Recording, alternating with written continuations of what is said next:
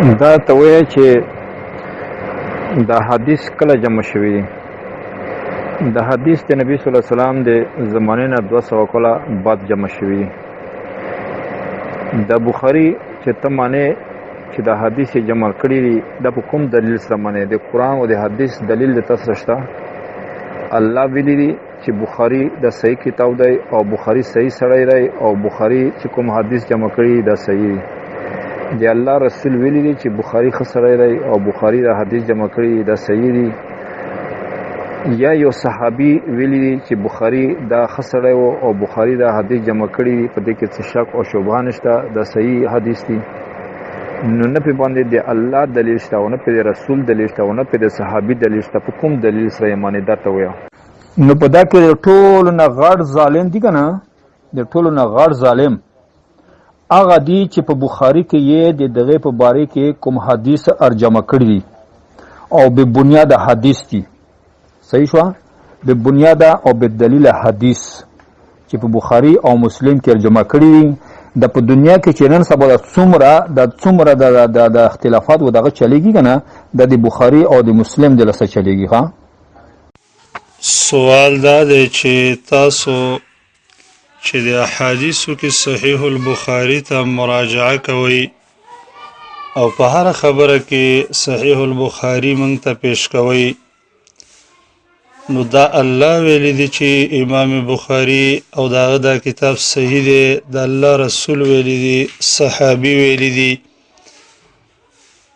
او کنا دا چا ویلی دی او په دې څه دلیل دی کتاب او سنت نام؟ نو د دې جواب دا دی زما عزتمند وروره، د الله رب العالمین وینا او د الله د رسول وینا دو قسمه ده.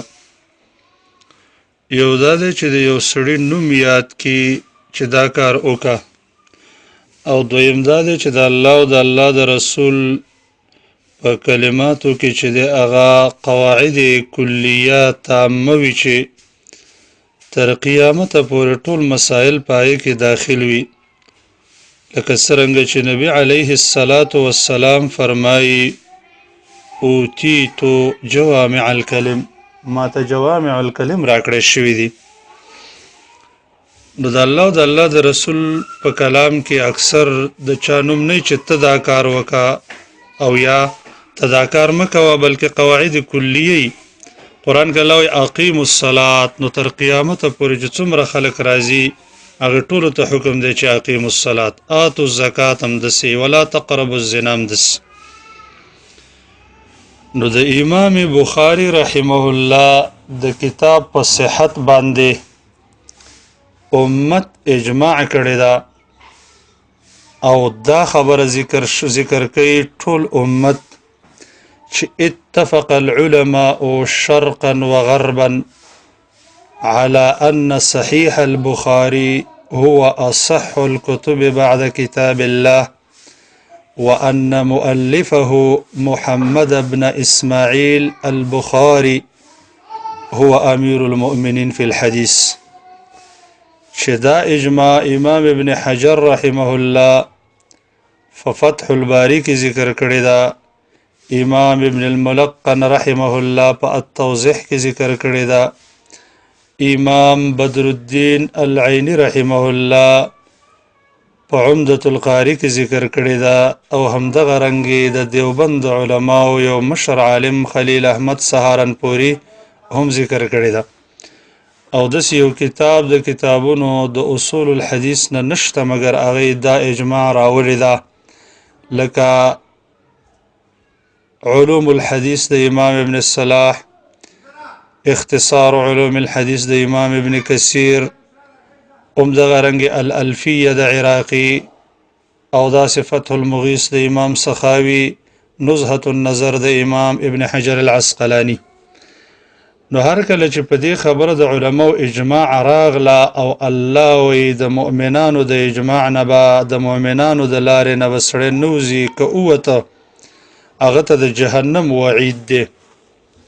الله قرآن کریم کې فرمایي ومن یشاقق الرسول من بعد ما تبین له الهدى ويتبع غیر سبیل المؤمنین نوله ما تولى ونصله جهنم وساءت مصيرا.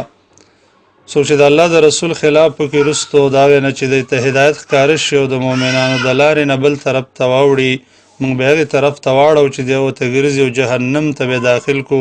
ډېر بد ځای د ورتلو دی. حافظ ابن کثیر رحمه الله د امام شافعي رحمه الله قول نقل کړی دی چې دا آیت حجت دی په اجماع باندې. دویم امام ترمذي رحمه الله د عبد الله ابن عمر رضی الله تعالی عنهما په صحیح سند باندې روایت راوړی دی چې شیخ البانی رحمه الله صحیح کړی. ان الله لا يجمع امتي على ضلاله، الله زما امت په ضلالت نه جمع کوي. امام ابن ابي عاصم رحمه الله په صحیح سند باندې د انس ابن مالک رضی الله تعالی عنه روایت نقل کړي چې نبی علیه السلام فرمای ان الله قد اجار امتي ان تجتمع على ضلاله، الله زما امت ته پناه ورکړي د دینه چې د دې په گمراهی را جمع شي. نو الله ویلی دی چې د مؤمنانو د لارې نه بل طرف ته نه ځي، مؤمنان په گمراهی نه جمع کیږي. او حال دا دی چې په دې خبره د مؤمنانو بالکل اجماع او اتفاق دی شرقا و غربا. دویم دا دی چې نبی کریم صلی الله علیه وسلم فرمایي من فارق الجماعة قید شبر فقد خلع ربقة الایمان او الاسلام عن عنقه. څوک چې د مسلمانانو د جماعت نه یو لیشم لرش هغه د اسلام کړی د سر نه ویستله. او په دې خبره د مسلمانانو د جماعت اتفاق د اجماع ده په دې خبره باندې چې امام بخاری دا کتاب په ټولو کتابونو کې صحیح کتاب دی د الله د کتاب نه رستو. دریم د مسلمانانو د گواهی د پاره یو لوی اثر دی د مسلمانانو گواهی اغا د الله رب العالمین په وړاندې معتبره ده. نو چې ټولو مسلمانانو گواهی کړې ده او الله د هغې گواهی رد کړې نه ده، دا د الله رب العالمین په وړاندې گواهی ده. قرآن کریم کې الله فرمایي وکذلک جعلناکم امة وسطا لتكونوا شهداء على الناس ويكون الرسول عليكم شهيدا. الله تاسو غوره امت ګرځولي په دې وجه باندې چې تاسو غوره د خلکو باندې تاسو گواهی وکړئ او پیغمبر په تاسو گواهی. او حدیث امام بخاری په خپل صحیح کې راوړی چې نبی علیه الصلاة والسلام په خوا باندې یو صحابه ور سره ناستو چې یو جنازه تیرېدله. نو رسول الله صلی الله علیه وسلم او فرمایل چې صحابه ویل چې دا ډېر بهترین سړی دی. نبی علیه السلام فرمایل وجبت. او بیا یو انسان بل جنازه تیرېدله، صحابه ویل دا بدترین انسان دی. نبی علیه السلام بیا فرمایل وجبت. عمر صاحب پوښتنه وکړه چې څه ورله واجب شو؟ ویل جنت ورله واجب شو. ولې ډلې له ځکه تاسو په خیر گواهی وکړو د دویمې له جهنم. او بیا فرمایل انتم شهداء الله فی الارض، تاسو د الله گواهان یې. او دغه امت د مسلمه د رسول الله صلی الله علیه وسلم د امام بخاری په صحت باندې گواهی کړې ده. دا د الله په وړاندې معتبره گواهی ده. دریم قرآن کریم کې الله رب العالمین فرمایي فإن تنازعتم في شيء فردوه إلى الله والرسول إن كنتم تؤمنون بالله واليوم الآخر. که چېرته ستاسو په یو شي کې جګړه راشي نو تاسو یې الله او د الله رسول ته واپس کوئ که مؤمنان یې. امام مجاهد او ډېرو سلفو د دې آیت تفسیر کې یو داسې ویل لکه امام ابن کثیر ابن جریر ته نقل کړي الى کتاب الله و سنت رسوله. که چېرته ستاسو جګړه راله نو تاسو یې د الله کتاب ته واپس کوئ او د نبی علیه السلام سنت. د سنتو د نبی علیه السلام ته واپس هم دغه د سنتو کتابونه دي چې هغې کې د نبی علیه السلام سنت جمع دي. وعلى رأسها صحیح البخاري بإجماع الأمة المسلمه. سنتو کتابونو ته به سړی رجوع کوي، بل طریقې سره سنت نشته. او په دې سنتو کې چې دی د دې سردار او سید په اجماع د مسلمانانو په گواهی د ټول امت باندې چې دی هغه صحیح البخاري ده. نو د الله وینا نوره څنګه وي؟ الله وی تاسو رسول ته د تنازع مسائل واپس کوي او د رسول واپس کول د نبی رسول سنت ته د سنتو کې بهترین سنت چې راجمع کړی دي په گواهی د ټول امت هغه صحیح البخاری دی. سلورم الله رب العالمین فرمایي واطيعوا الله واطيعوا الرسول، تاسو د الله اطاعت وکړئ او د الله د رسول اطاعت وکړئ. د الله اطاعت د الله د حکمونو تابعداري ته ویل کېدل شي، لکه څنګه چې ډیرو مفسرین هم دلته دا نقل کړي.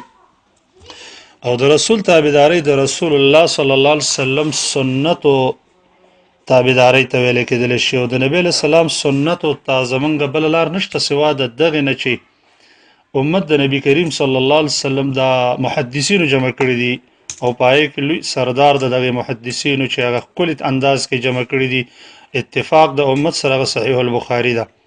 نو ګویا کې مونږ ته الله رب العالمین وایي چې د الله تابعداري وکړي، د قرآن تابعداري وکړي او د رسول تابعداري وکړي چې هغه د سنتو تابعداري او چا چې سنت جمع کړي دي د هغې تابعداري. نو دا اطیع الرسول دا مونږ ته د احادیثو د کتابونو په اطاعت باندې حکم دی چې پای کې بهترین او لوی او سردار پای کې صحیح البخاری ده چې هغه په اتفاق د امت سره هم داسې ده. پنځم رسول الله صلی الله علیه وسلم فرمایي، امام ترمذی روایت نقل کړی دی، نضر الله امرأ سمع مقالتي فوعاها وحفظها وبلغها. الله رب العالمین دغه انسان تر تازه لري چې زما قول واوري، هغه یاد کړي، هغه حفظ کړي او به خلکو ته ورسي. د دې احادیث مصداق نه دي مګر محدثین دغه احادیث واوریدل به یاد کړل به منګه پورې راورسول. نو دا د الله د رسول د طرف نه دعا ده دی محدثینو ته چې ډېر بهترین کار کړی دی او ډېر ښایسته انداز کې د الله د دین خدمت کړی دی.